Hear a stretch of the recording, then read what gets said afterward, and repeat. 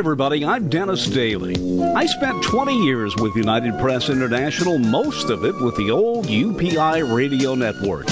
And my favorite assignment was going on the road producing and hosting American Montage. It was an hour-long weekly program. Now here's an edited version of one of those shows. Hi, and thanks again, everybody. 1988 is shaping up to be a big year for a lot of us, and for talk show host Larry King, it marks his 10th anniversary on the air here in Washington, D.C. 10 years ago, I was one of his overnight producers, and now I'm at UPI, and he is known around the world. He also has a new book he's published about his experiences during his first decade on radio and on CNN. I asked Larry just how difficult it was for us to find guests when that show first went on the air, and few, if any, people knew who he was. Well, especially tough by the fact that we didn't have an affiliate in Washington. So here we were, a midnight to 5:30 a.m. national radio program, aired on 28 stations. The largest station was Cleveland, and then it was Miami, Seattle, and then pretty low stations. And we're doing this show at midnight in this cavernous crystal city by the airport, and no one in the city of Washington can hear it. And we're telling people, please come to our show. However, we got very lucky very early. We started to pick up stations right away. We started to get, as they say in the trade, ink. People wrote about us. Within a few months, we picked up WTOP, which is a 50,000-watt all-new CBS affiliate in Washington. And then it snowballed. But, that first few months, you rely on friendship and asking. And so a lot of people rolled coins with us, and we had booked authors and sports people and people I'd known from 20 years of doing interviews in Miami. So that helped a lot. The book you've just written, because there is that constant flow of PR people who call up shows such as yours and say, hey, I've got this guy, you just wrote this book. You really want him as a guest. Did that help you in putting the book together? I mean, certainly you have talked to more authors than just about anybody. What I did with this book was do the best I could to turn out a book that's lively and entertaining and fun to read.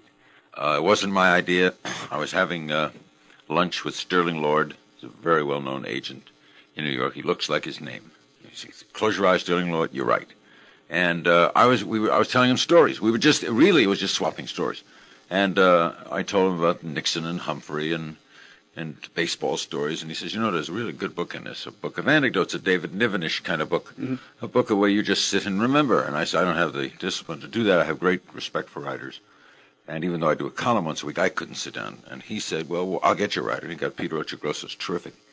And Peter came and spent 3 weeks in my apartment. And I just remembered things. We'd sit, we'd have lunch together, dinner together, we'd take rides together. It was the summer of '87. I was between a heart attack and heart surgery. And I just then when they finished and put it all together, they knew that if I wanted a tour, I'm going to get on shows, that this would get a lot of attention. Because I would probably be a good guest, and could be funny or serious and go any way the host wants to go. I could talk briefly or expand, and built a well-known name enough that you have what you call a celebrity book. And this is I think Publishers Weekly said it's chow for celebrity hounds. And I guess that's true. I think it's a quick, easy, fun read. But I didn't have in mind what it would be like to promote. Mm-hmm. That wasn't a conscious thought. There's a real temptation on my point to say that it's scary to be put in a position of interviewing a person who is the, if I may say, consummate interviewer in many people's minds, to have you on the other side of the microphone. Yeah, I understand. When I remember the first time I interviewed Arthur Godfrey. Arthur Godfrey was a personal hero of mine. I was a kid, and I worshipped Arthur Godfrey. Now, he was not per se an interviewer, but he was a major, major personality and had a major effect in my life, and he taught me lots of things. And so what I did was do the very thing you just did, is go to that. I was in awe and said I was in awe and sort of responded and had him respond to that, which was a very good thing to do because anybody who has that feeling, I don't walk around feeling like I'm a legend. Mm-hmm. First of all, it makes you feel old. I don't feel old. So you like to see that people ape you and that you've made some mark, and you like to have people tell you that how do you interview an interviewer? Mm-hmm. And the simplest thing is to just ask the best questions you think you can ask, because any interview causes the interviewee to think about things he or she didn't think about. You mentioned Arthur Godfrey as a hero, a role model. I remember in Indiana as a child in the 50s listening to KDKA in Pittsburgh, and there was a man and wife team, Ed and Wendy King, who did a talk show for 2 hours in which you did not hear the callers. It was the darndest thing in the world. They repeated what the callers They repeated what the call, and you felt like you heard them after a while. That, I think, the experience of listening to them convinced me that I no longer wanted to be a map maker, a cartographer, which was my childhood dream, that I wanted to be in radio. Who else did you listen to? Who put the bug in your Godfrey ear? was a tremendous influence. Red Bobo. But I tell you, Dennis, I can think of nothing else I ever wanted to be but on the radio. And then when television came on television, I wanted to communicate. I didn't know I wanted to be an interviewer. I thought I'd be a sportscaster. But when the radio was on, I listened. I wondered. In fact, I would stare at the radio. My brother was 4 years younger than me, so let's say I'm 10, he's 6. And I would say, are they standing up or sitting down? Are they wearing ties or not? How do they look? How do you think they look? I would be fascinated in listening to drama and news and sports. I wanted to do what they were doing. When I got out of high school, I didn't go to college. I got a job at 1440 Broadway in an Associated Merchandising Corporation. So I was in the same building as WOR, the station that now carries us. I worked in that building. I would get on the elevator and go up to WOR's floor and fantasize that I worked at WOR. And I would ride down the elevator. The other day I was up at WOR, and I still get that same little bump every time I go in that building. Holy cow, I'm on WOR. And I lived out of fantasy, but my heroes became the Godfreys and the Barbers, and I later learned from them, and talking to Godfrey and Red and others, I got into it young enough to meet my heroes.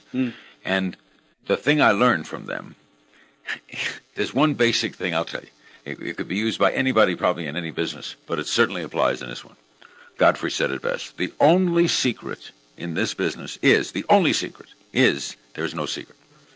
Be yourself. That's the only thing to do. If you are yourself and yourself is good, you will be good and accepted. If you are yourself and yourself is bad, you will not be accepted. But never be anyone else. If you're Dan Rather, don't be Walter Cronkite. If you're Saul Jones, don't be Larry King. If I'm Larry King, don't be Arthur Godfrey. Be Larry King. And don't ever be afraid to be Larry King. And once you're not afraid, and I lost that my first day on the air. I lost fear the first day I was on the air. I have never, ever been afraid of a camera or a microphone. Not ever, because I bring me to it. Have you ever been afraid of a guest? Never been afraid of a guest. In awe of some. First time I interviewed Sinatra, yeah. You know, it's a little bit awe around just the fact that he didn't do interviews and he had done it on a favor for Jackie Gleason. And, but no, I know that, you know, that old putting the pants leg on one leg at a time. But I know that I'm there in the role and I'm in control. See, you're always in control. When you're the host, you're in control. The guest is never in control. You could have the President of the United States, you could have... But it's your show. It's your show. You go to the White House, it's his show. That's correct. No, if it's your show, it's your show. Okay. If you're in the White House, but it's the Larry King show... It's still your show. It's still your show. If Christ comes back... And Christ says, hold on. I said, wait a minute. Hold it, Jesus. We got a commercial. We'll be back. It's still my show. Now, he may have a power to eliminate that. The first real major talent I guess I worked with was Tennessee Ernie Ford. I was working with him for the agriculture department. He was doing some radio spots. And I remember this great timidity I had. I was in the booth, and I turned to his manager, and I said, he doesn't sound like I want him to. And the manager said, you're in charge. And I remember trying to get the words out of my mouth saying, Mr. Ford, you don't sound like Tennessee Ernie Ford. That was difficult, but then I realized that the position I was in, I had to do that. But in dealing with talented people that you're in awe of, it's difficult at first. Well, if you want to be broadcasting, you got to stop being in awe. You never are in awe. You do the best. You know, and you also trust your instincts. I trust my broadcast instincts. I trust them. Mm-hmm. And in the main, I've been right. I mean, I've had management tell me that. I've never been called in by management on something I did on the air. Never. I've had lucky management. I've never said you did. I've never had anyone call me and say, "Why didn't you ask this?" Or that was terrible yesterday. Or you left the lights on when you left. Nothing. Yeah, that kind of. Yeah.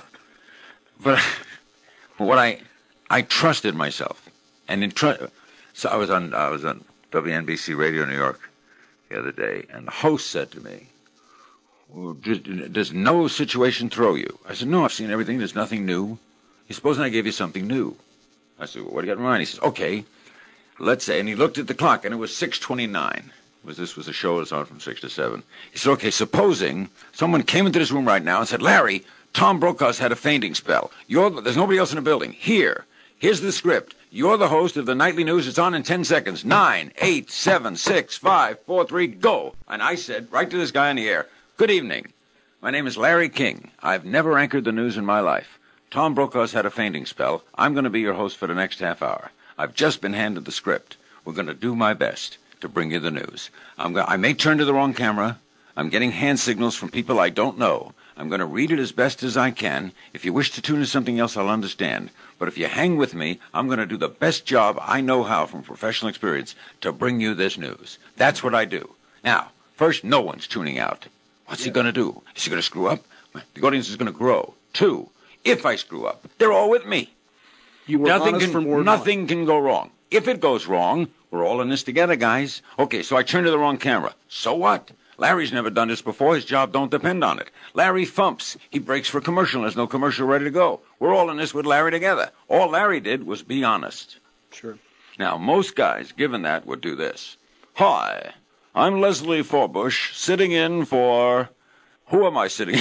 Tom Brokaw. And then when he turns to the wrong mic, he would look nervous and apprehensive. I don't have any of those things. Why? Because I did the simple, expedient thing. I told the audience the situation.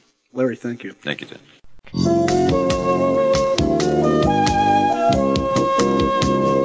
And there you have it, another edited episode of one of the American Montage programs prepared for the UPI Radio Network back in the 1980s and 90s. I'm Dennis Daly. Thanks for listening. Thanks for going with me this week. And check YouTube for more American Montage programs.